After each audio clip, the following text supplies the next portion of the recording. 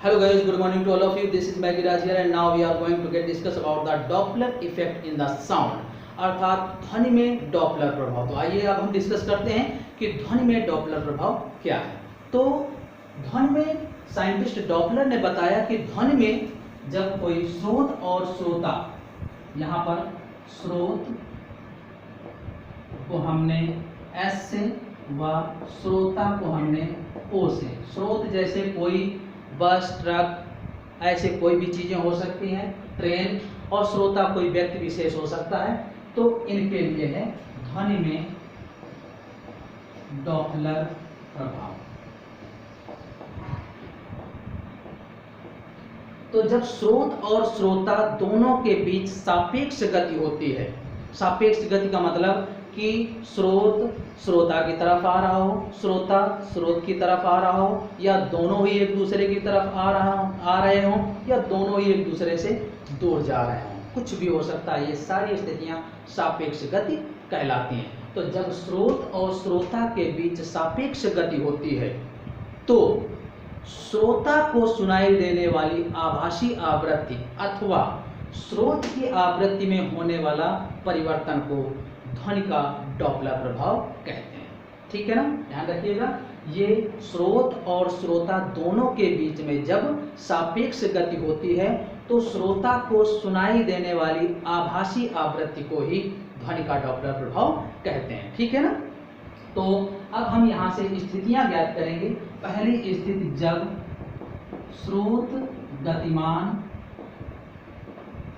व श्रोता स्थिर हो।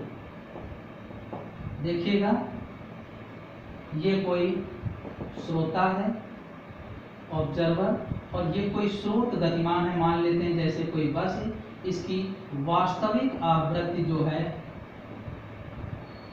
वो है m, और ये स्रोत की चाल Vs है, और ध्वनि की चाल आप जानते हैं V है। तो ये ऐसे आ रहा है और ये ऐसे जा रहा है। तो ये पास आ रहा है और ये दूर जा रहा है। तो ध्यान रखिएगा, पास आने पर इसको जो आवृत्ति सुनाई दे रही है वो n डैश है, और ये है आभासी आवृत्ति। तो देखिए, जब पास आएगा तो स्वाभाविक है, जब कोई ट्रक या ट्रेन हमारी ओर आ रही होती है तो हमें चढ़ी हुई आवृत्ति सुनाई देती है, मतलब ज्यादा, और जब दूर निकल जाती है तो आवृत्ति धीरे धीरे कम हो जाती है, अर्थात सुनाई देना कम हो जाता है। तो पास आने पर जो होगी n dash equal to NV upon V minus VS, और दूर जाने पर n double dash NV upon V plus VS। ठीक है, ये दो आवृत्तियां होंगी, ये ज्यादा होती है वास्तविक आवृत्ति से और ये वास्तविक आवृत्ति से कम होती है। और जब ये बिल्कुल पास हो रहे हो एक दूसरे के, ठीक है ना, ठीक पास होने पर, यानी जस्ट इसके बगल से श्रोता जहां स्थिर है उसी जगह से ये क्रॉस कर रहा है, तो ये delta n equal to n dash minus n double dash, यानी NV 1 upon V minus VS minus 1 upon V plus VS। तो ये आ जाएगा NV V plus VS minus V plus VS upon V square minus VS square. ये दोनों LCM आ जाएंगे, तो ये आ जाएगा NV और into 2VS upon V square, क्योंकि VS is less than VS square. तो VS स्क्वायर की जो वैल्यू होगी वो VS से और भी कम होगी। ध्यान रखिएगा, ये VS स्क्वायर का मान V से और भी कम होगा, अर्थात ध्वनि की चाल से। तो हमने उसको नगण्य मान लिया है, VS स्क्वायर को 0, ये मान आ जाएगा। तो ये आ जाएगा इतना, अर्थात हम लिख सकते हैं कि delta n equal to 2nVS upon V, इतना प्राप्त होगा ठीक क्रॉस करने की स्थिति में। ठीक है ना। तो ये है पास आने पर, ये दूर जाने पर, और ये ठीक पास होने पर, क्रॉस होने पर। ठीक है। दूसरी स्थिति हम ज्ञात करेंगे कि जब श्रोता गतिमान व स्रोत स्थिर है। ठीक है ना। तो ये कोई स्रोत है, जैसे ये मान लीजिए कोई बस है और इसकी वास्तविक आवृत्ति जो है n है, ये यहाँ से हॉर्न उत्पन्न कर रहा है, तो ये कोई श्रोता है। ये पहले इसकी ओर आ रहा है V0 चाल से, पास आ रहा है, और फिर यहाँ से जब ये दूर निकल जाएगा तब के लिए, दूर के लिए, ठीक है ना। तो पास आने पर इसकी आवृत्ति जो सुनाई देगी, इसको n डैश, पास आने पर और दूर जाने पर n डबल डैश, तो n डैश हो जाएगा n v plus V0 upon v, और दूर जाने पर n double dash equal to n v minus V0 upon v। ये सूत्र प्राप्त होंगे। ध्यान रखिएगा आप, स्रोत, ये कोई स्रोत है बस जिसके हॉर्न की वास्तविक आवृत्ति n है। कोई श्रोता V0 चाल से इस स्रोत की ओर आ रहा है, बस की ओर, तो इसको आवृत्ति n डैश सुनाई देती है, और जब दूर चला जाता है तो n डबल डैश सुनाई देती है, जो ये है। तो ठीक गुजरने पर, मतलब स्रोत के पास से गुजरने पर, ऐसे लिख सकते हैं, स्रोत के पास से गुजरने पर ये हो जाएगा delta n equal to n dash minus n double dash, तो n upon v common, v plus V0 minus v minus minus plus V0, तो ये आ जाएगा 2n V0 अपॉन v। ये इतना आवृत्ति में परिवर्तन होगा। अब हम देखते हैं कि जब स्रोत और श्रोता दोनों ही गतिमान हो, ठीक है ना, तो स्रोत और श्रोता जब दोनों गतिमान होंगे, जब स्रोत व श्रोता दोनों गतिमान हों, तो अब इनकी देखिएगा स्थितियां क्या होंगी।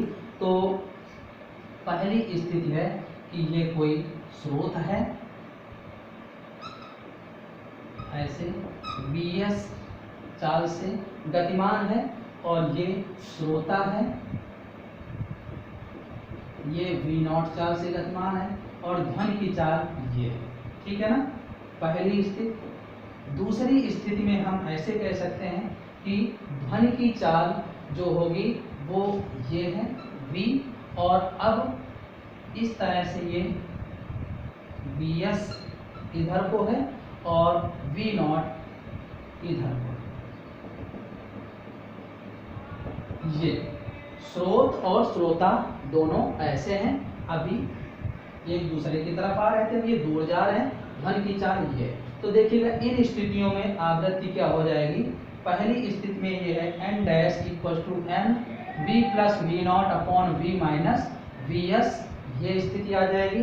इसको जो आवृत्ति सुनाई देगी, ध्यान रखिएगा, श्रोता को, ठीक है ना। और जब ये स्थिति आएगी तो यहाँ पर जो आवृत्ति सुनाई देगी n डैश का मान होगा n v minus V0 upon v plus Vs, ये सुनाई देगी। ध्यान रखिए, जब स्रोत और श्रोता दोनों एक दूसरे की ओर आ रहे हों और स्रोत ध्वनि की चाल की दिशा में हो, तो ये आ जाएगा। अब स्रोत और श्रोता दोनों एक दूसरे के विपरीत हैं, दूर जा रहे हैं, जबकि श्रोता ध्वनि की चाल की दिशा में है, तो ये आ जाएगा। अब हम डिस्कस करते हैं कि दोनों ही ध्वनि की चाल में हों और दोनों ही ध्वनि की चाल के विपरीत हों। मतलब ये स्रोत है तो ये Vs, और ये श्रोता है V0, ठीक है ना।